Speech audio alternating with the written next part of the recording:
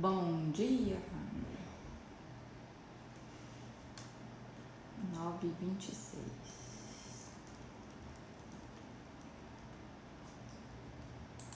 Já estamos ao vivo.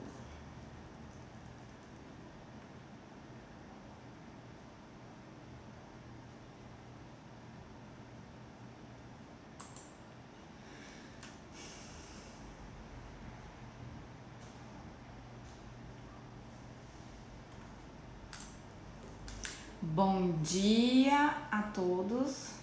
Live número 8, Acordo Trabalhista Estratégico. 9h26, horário de Belo Horizonte. Quero pedir desculpas pelo atraso para iniciar a live, mas eu tive que resolver assuntos, jurídicos do escritório antes, até eu começar a me preparar aqui para a live. Agora sim, eu vou trazer as estratégias que eu utilizo para fazer um acordo trabalhista estratégico.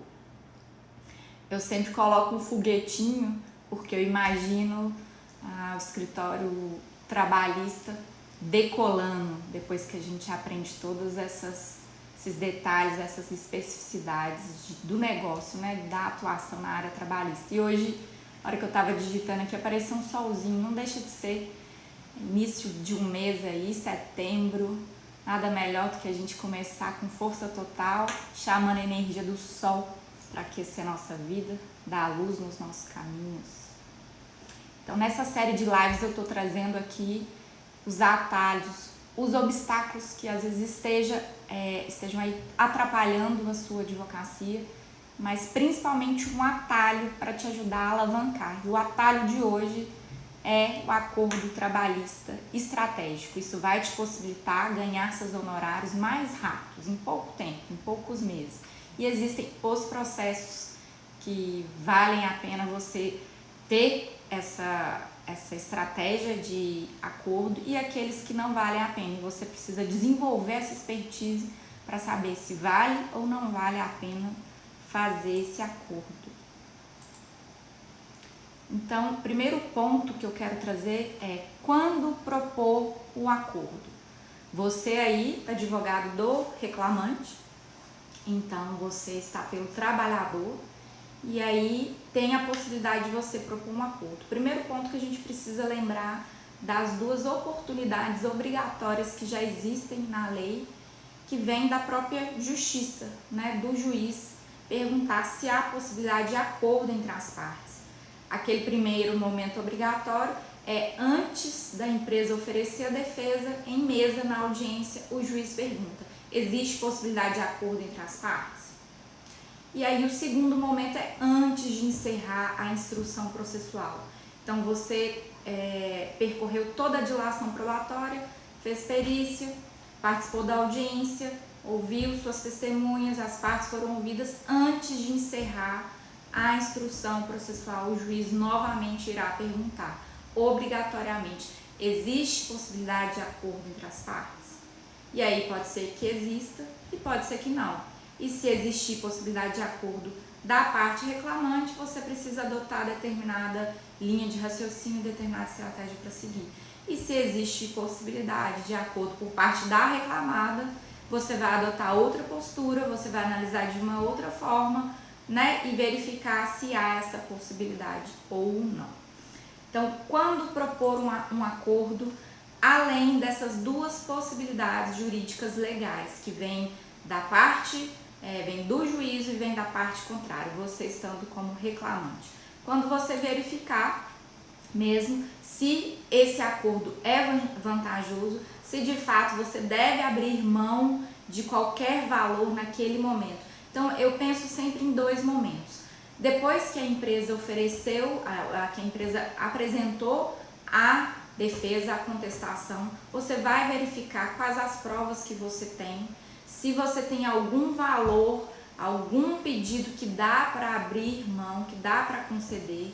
E aí, se você tem essa possibilidade, você chama a empresa você vai ligar para o advogado da empresa e vai verificar se existe essa possibilidade. E aqui eu quero te chamar a atenção para um elemento ético: não passe por cima do procurador da parte contrária. Seja o mais ético possível. Nós nos comunicamos com a parte contrária através do advogado. O advogado não conversa com a parte contrária. Não seja esse profissional que já começa ferindo a ética profissional. Então você vai conversar com a parte contrária através do procurador, através do representante legal dele. Então, via e-mail, via telefone, mas apenas com o advogado. Eu já tive alguns casos do advogado passar por cima da minha representação processual, acessar primeiramente o meu cliente e eu ficar sabendo através do meu cliente que a empresa gostaria de fazer um acordo. Pense numa mulher brava, pensa numa mineira que subiu nas tamancas e que foi atrás e que não fechou acordo.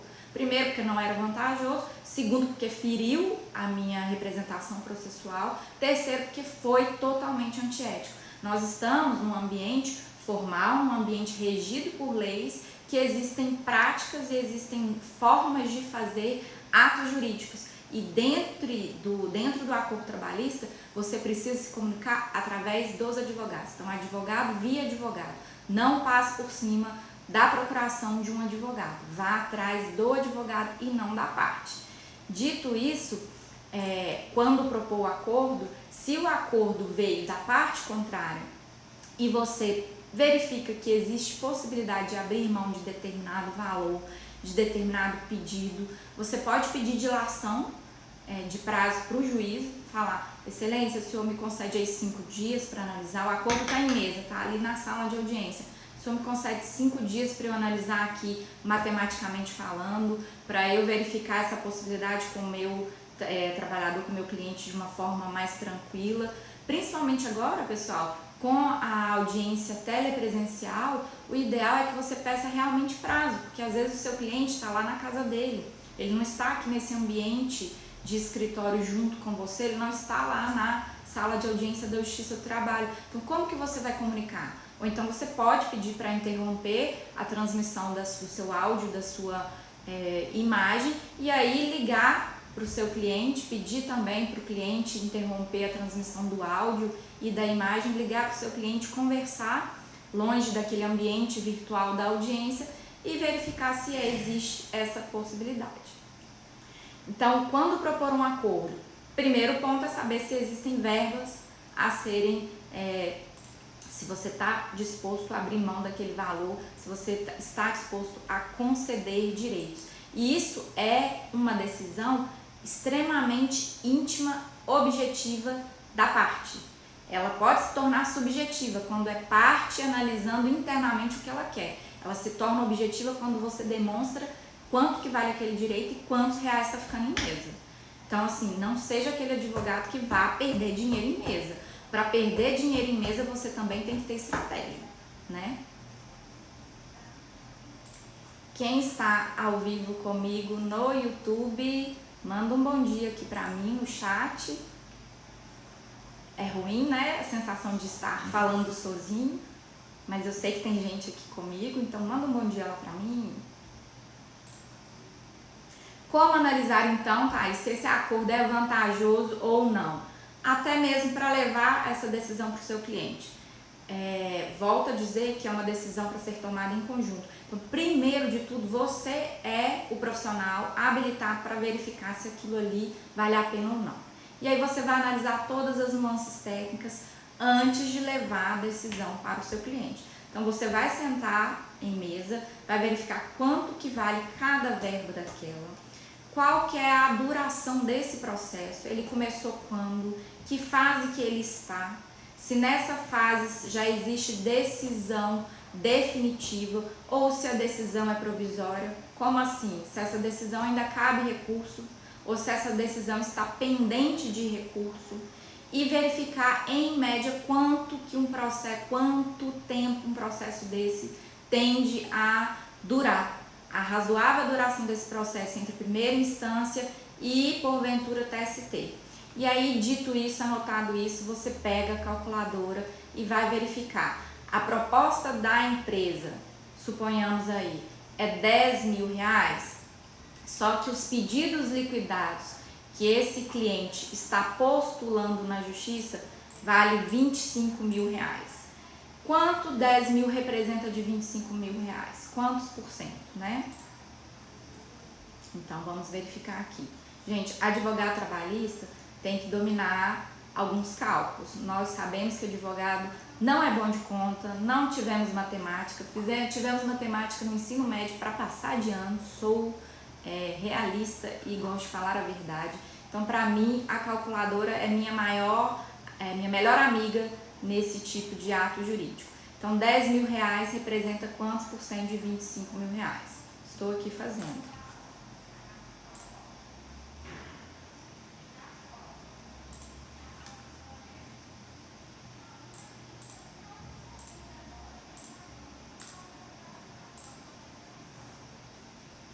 Sou ruim de conta mesmo, tá, gente? Quem souber aí me fala, tá?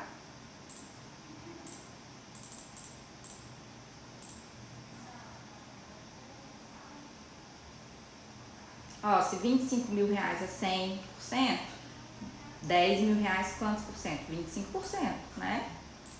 É isso.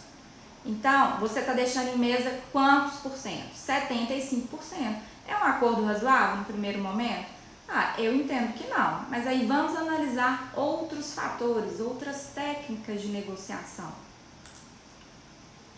Se esse processo está no início, eu entendo que é um valor razoável.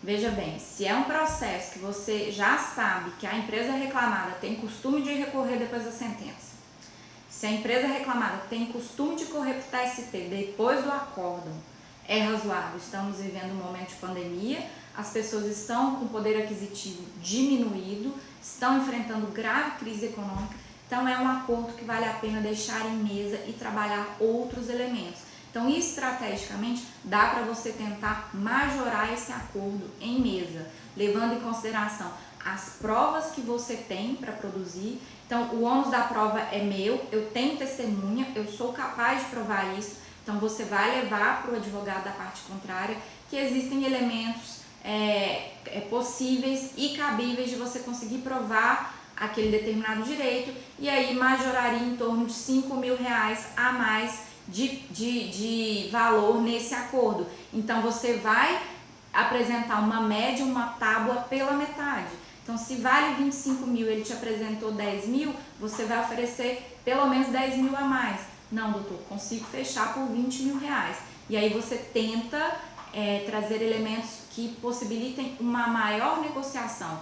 O reclamante está disposto a dividir, o reclamante está disposto a abrir mão de pelo menos determinada parcela, como por exemplo o recolhimento do FGTS, ou como por exemplo a indenização das verbas que ele receberia via seguro-desemprego. E aí você vai balizando com todos os elementos que você tem em mesa para conseguir melhorar esse acordo. E aí chegou o momento de levar esse acordo para o trabalhador. Então você já avaliou que ele é vantajoso. Como que eu vou saber que ele não é vantajoso? Quando ele, para mim, é inferior a 20% aí que o reclamante teria direito, que eu tenho todos os elementos de prova a meu favor e que é uma empresa totalmente solvente, que você não vai ter problema se precisar executar aquela empresa. Então, é um ponto para você verificar sempre a solvabilidade da empresa. O que adianta você fechar acordo com uma empresa que não vai ter capacidade econômica de pagar, por exemplo, a 5ª parcela do acordo? Ou então, pensa da outra forma. O que adianta eu não fechar o acordo agora, nesse momento, se é uma empresa que eu sei que está com problemas para pagar dívidas, que está em fase de recuperação judicial, ou então que já declaradamente, já até circulou nos jornais, nos meios de comunicação, que é uma empresa que está fechando agências, está fechando lojas. Então, é vantajoso sim fechar nesse momento? Então, são vários elementos. Os mais importantes, para mim, são esses, de capacidade econômica de pagar um acordo e de possibilidade de prova. Quais técnicas, então, eu posso utilizar para conseguir fechar um acordo? Aqui você vai trazer as técnicas de gatilho mental. principalmente se você avaliar que esse acordo de fato é muito vantajoso para o seu cliente e o seu cliente está reticente, ele não está disposto a abrir mão de nenhum real e ele quer levar adiante. Então você vai precisar utilizar alguns gatilhos mentais, além da sua estratégia técnica jurídica, para tentar convencer o seu cliente. Então veja bem que agora você deixou de tentar convencer, de usar suas técnicas de persuasão para convencer o juízo, para convencer a parte reclamada, e agora você precisa convencer o reclamante, o trabalhador. Volto a dizer que a gente precisa sempre da ética, porque nesse momento você não precisa levar em consideração os seus honorários. É claro que eles estão aqui num segundo momento, mas aqui nesse momento você está avaliando única e exclusivamente a situação financeira do trabalhador versus a capacidade econômica da empresa e o que ela está disposta a pagar. Então as técnicas de persuasão exatamente serão utilizadas para convencer o seu trabalhador a aceitar em mesa, trazendo benefícios a curto prazo. E aí você vai precisar explicar quais os prejuízos ele terá se ele não aceitar esse acordo nesse momento. E aí vem os gatilhos mentais da escassez, né, da incapacidade econômica daquela parte de pagar determinado valor lá na frente quando tiver sentença, lá na frente quando tiver acordo, ou então quando ela levar o processo para o TST. Então você vai utilizar aqui em primeiro momento o gatilho mental da escassez para conseguir convencer esse trabalhador que é o melhor acordo, que é o acordo da vida dele, que esse valor vai trazer diferença na vida dele naquele momento, que não dá para ele esperar o resultado da justiça, que não dá para ele esperar, nós não temos bola de cristal, se essa empresa vai conseguir pagar ou não lá na frente, né? Ainda mais nesse cenário pandêmico que estamos vivendo.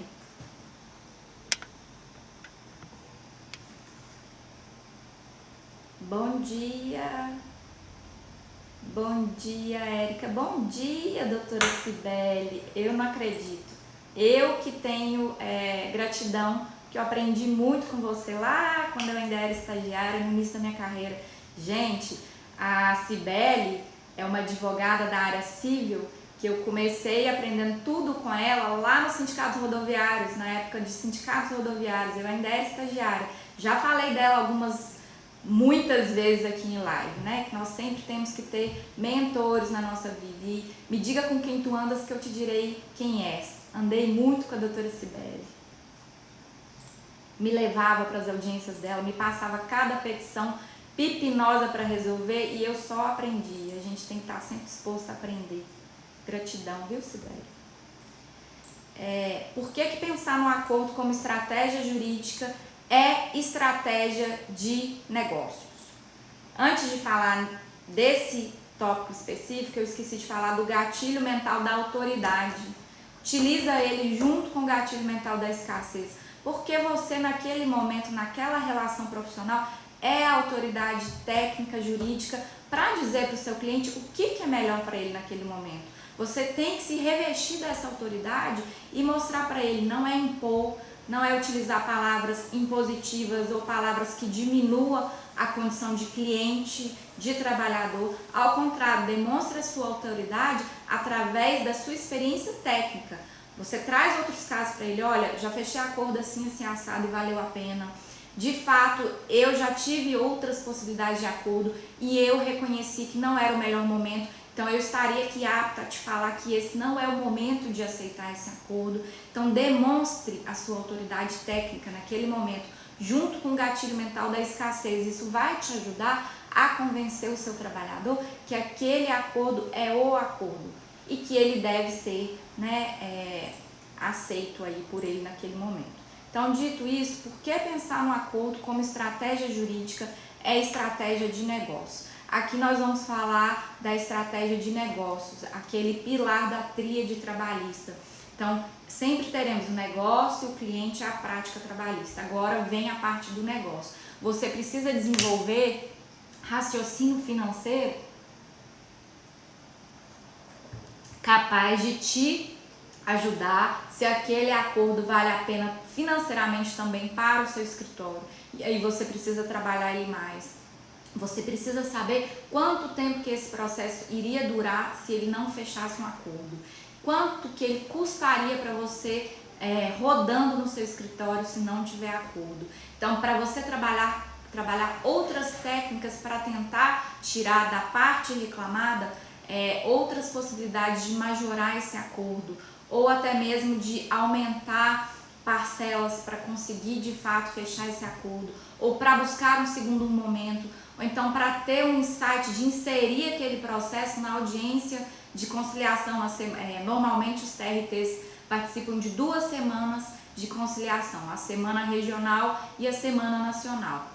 A semana nacional de conciliação normalmente ela acontece em setembro, e aí é quando o tribunal de fato está empenhado, ele designa vários juízes, vários servidores para colocar todos esses processos que têm possibilidade de acordo em pauta. Então é um bom momento de você avaliar se você deve peticionar para esse processo e ir para a Semana Nacional de Conciliação.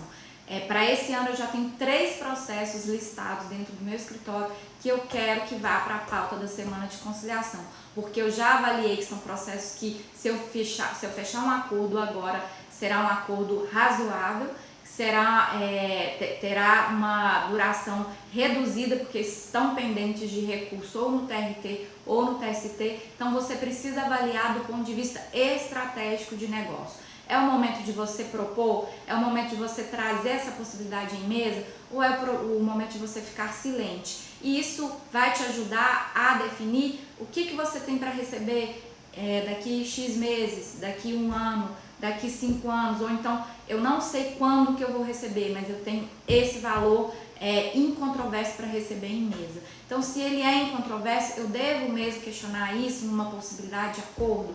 São várias variáveis que você precisa balizar sempre em mesa, mas é sim uma excelente estratégia jurídica de negócios para você adotar rotineiramente no seu escritório. Agora, falando em estratégia, veja bem, existe a possibilidade de você fechar acordo antes mesmo de um processo se tornar judicial. Então, depois da reforma trabalhista, há a possibilidade de fazer um acordo extrajudicial em mesa. Então, você vai chamar a empresa, que seria a empresa possivelmente reclamada, para fazer um acordo com o seu cliente em mesa. É uma possibilidade de ganhar honorários rápida, é outra possibilidade de dar uma satisfação à dor daquele cliente de forma rápida, e muitas empresas estão dispostas a ter aquilo resolvido rapidamente também em mesa. É claro que esse acordo extrajudicial demandará uma homologação judicial, mas é muito mais simples quando você já chega para o juiz e fala assim: olha,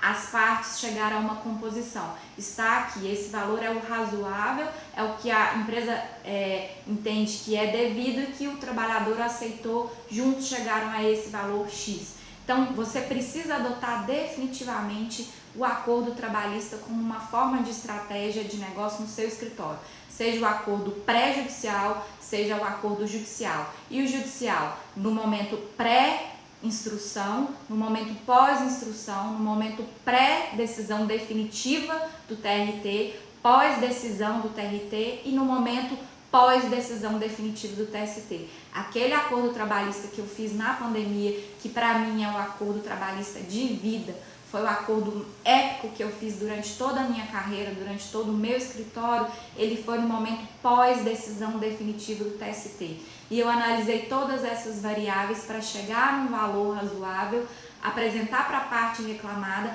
e depois levar a decisão para minha cliente e juntas decidimos o que era melhor. O último tópico que eu queria trazer para vocês do acordo trabalhista estratégico. Bom dia, gratidão vocês pela presença aí, obrigada, viu, Cibele? Obrigada, bom dia, Cláudia. Será que é a doutora Cláudia, que eu conheço aqui de BH? Conta aí de onde vocês são, Érica, Cláudia, Cibele é daqui de BH, daqui do coração. Conta aqui pra mim de onde vocês são, para eu falar o último tópico que eu quero dividir aqui com vocês, o que vocês devem colocar para decidir com o cliente. E se vocês tiverem alguma dúvida, quiserem fazer alguma pergunta, estou aqui à disposição para falar.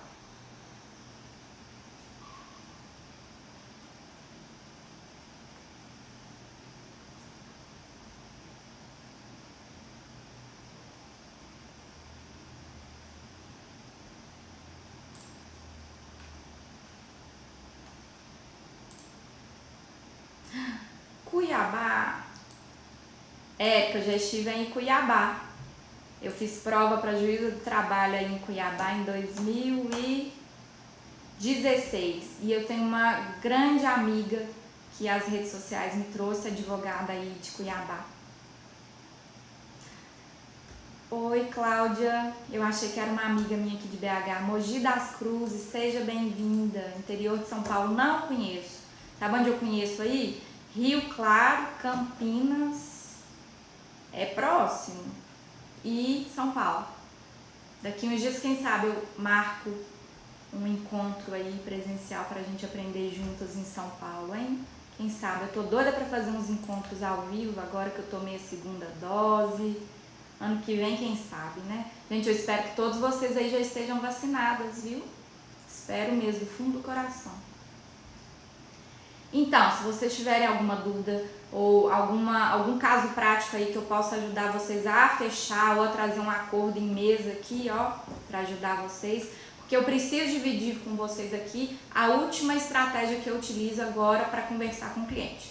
Então, quando eu já analisei todos os pontos positivos e negativos, já utilizei todas as minhas técnicas de gatilhos mentais, de persuasão junto com a empresa e junto até mesmo comigo mesma, às vezes eu preciso me convencer que aquilo ali é o melhor para o meu cliente. Às vezes eu vou levar em consideração um aspecto técnico, mas que o aspecto do financeiro do cliente está gritando, está falando mais alto. Porque aqui a primeira coisa que nós precisamos lembrar é do caráter da verba. Nós estamos falando de verba alimentar. Esse tipo de acordo antes de sentença normalmente são aqueles acordos que envolvem verbas rescisórias pagas incorretamente, principalmente FGTS, principalmente 13º, saldo de salário, aviso prévio. Então, é um dinheiro que já deveria estar na esfera patrimonial do trabalhador assim que ele saiu da empresa. E por algum motivo que a empresa, que nós ainda não entendemos muito bem, o que leva uma empresa a ser quanto mais descumpridora de leis, ela não pagou. Então, financeiramente falando, aquilo ali vai estancar uma dor do trabalhador que envolve pagamento de conta de luz, que envolve pagamento de supermercado, que envolve pagamento de farmácia. Então, tecnicamente falando, eu sei que às vezes nós ganharíamos muito mais, mas financeiramente falando, eu preciso levar em consideração o que o trabalhador está vivendo naquele momento. Então, é a primeira pergunta que eu vou falar para ele, que eu vou fazer para ele quando eu entrar em contato. Olha, senhor fulano de tal, a empresa está oferecendo para gente um acordo. Aí ele vai ouvir, ele vai perguntar, de quanto que é isso, doutora? Quanto que nós estamos falando? Não, antes de falar para o senhor quanto que é que a empresa está oferecendo, eu preciso entender o que o senhor está passando aí. O senhor me conta um pouquinho aí, o que está acontecendo. O senhor já conseguiu recolocação no mercado de trabalho? O senhor está trabalhando? Não, doutor, eu ainda estou desempregado. Tá, o senhor já conseguiu dar entrada no seu seguro-desemprego? Isso naquela hipótese que a empresa entregou as guias certinho e administrativamente aquele trabalhador teria plenas condições de receber aquele seguro-desemprego. Ou seja, então esse pedido não está na nossa ação. Sim, doutor, eu estou recebendo seguro-desemprego, faltam 2 parcelas para acabar. Tá, agora o senhor me conta. O senhor tem a esposa do senhor, porventura está trabalhando, está todo mundo empregado, como é que está a situação dentro da casa do senhor? Não, a empresa, minha esposa está desempregada, meu filho está na escola e o outro filho ainda é pequenininho, então não tem renda nenhuma em casa a não ser o meu seguro-desemprego. E aí você não precisa ter nenhum outro tipo de elemento que te conta que aquele acordo não deve ser aceito naquele momento.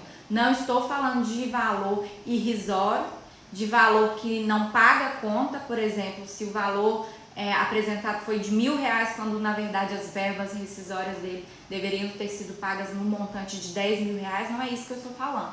Foi apresentado um acordo razoável ali de aproximadamente 5.000, 6.000, 4.500. Você vai contar assim o valor para o seu trabalhador. Olha, seu José, a empresa está apresentando R$5.000 pago de 5 vezes. O senhor acha que esse valor atende o senhor nesse momento? Ele vai responder sim, claro que atende, né? Nós estamos falando aí de uma pessoa que está sem renda, que o seguro-desemprego só tem mais 2 meses, então da onde que ele vai tirar dinheiro para pagar as contas daqui 2 meses? Então, se em 5 meses ele vai ter R$5.000, mais o seguro-desemprego, que seja aí de um salário mínimo, ele vai ter então durante 3 meses, mais 2 meses, ele vai ter o valor de R$2.000, e nos outros 3 meses o valor de R$1.000 de um acordo. E nesse momento, se Deus quiser, ele vai conseguir uma recolocação no mercado, ele vai conseguir um emprego ou um bico. E aí cabe a você explicar isso tudo para ele, por que que ele deve aceitar. É razoável, tendo em vista a capacidade financeira da empresa, a capacidade financeira reduzida dele naquele momento, e levantar a autoestima daquele trabalhador. Dizer que ele vai encorajá-lo a procurar outro emprego, a conseguir cartas de referência. Vocês percebam que o aspecto social que nós temos frente a esse trabalhador é muito grande. Então a gente tem que ter esse cuidado na hora de apresentar um acordo para o trabalhador. Porque pode ser que seja um acordo que num primeiro momento você analisou, tecnicamente ele não seria viável, mas financeiramente ele e ele vai resolver uma dor imediata desse trabalhador. Então vamos aceitar esse acordo, né? Então é isso. Se agora é um acordo que envolve um valor maior, um valor razoável, que existem muitas outras nuances técnicas, e o que está em jogo na mesa é um valor de R$20.000, um valor de R$30.000, um valor de R$40.000, marque uma reunião presencial com o seu trabalhador, explique por menor, detalhe por detalhe, verba por verba, e divida com ele a responsabilidade. Porque se é um acordo razoável e técnico e ele não está disposto a aceitar, divida com ele essa decisão. Documente, para lá na frente ele virar e falar assim, olha, eu deveria ter aceitado aquele acordo, eu deveria ter ouvido a doutora Cláudia e eu não ouvi, mas está aqui documentado, você fez conta junto com ele, você decidiu junto com ele e não foi razoável para ele naquele momento, mesmo você orientando ele a fazer.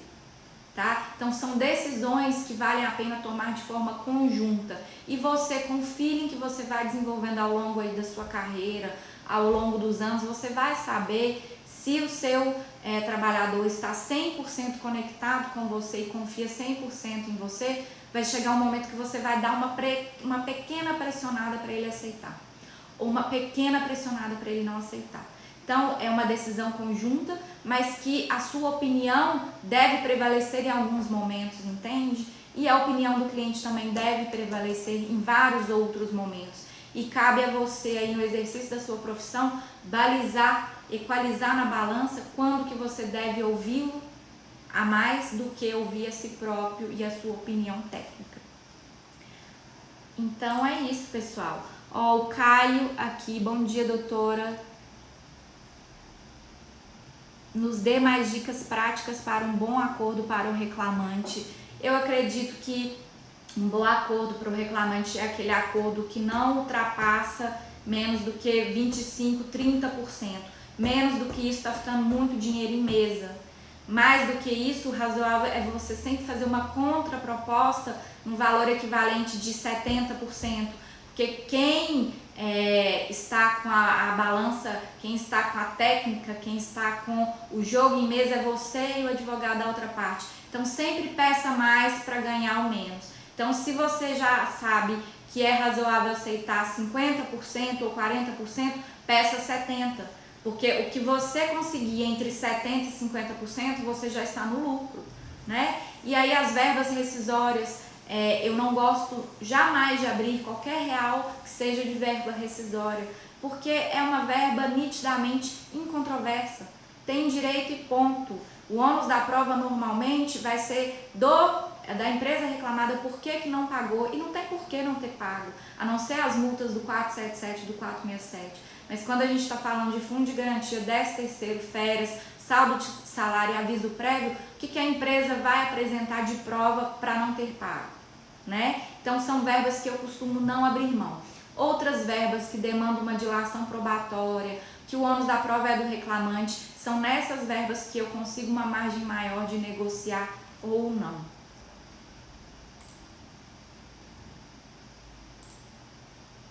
Belém do Pará, nunca fui em Belém, quase já fui fazer prova para juiz aí, mas não fui.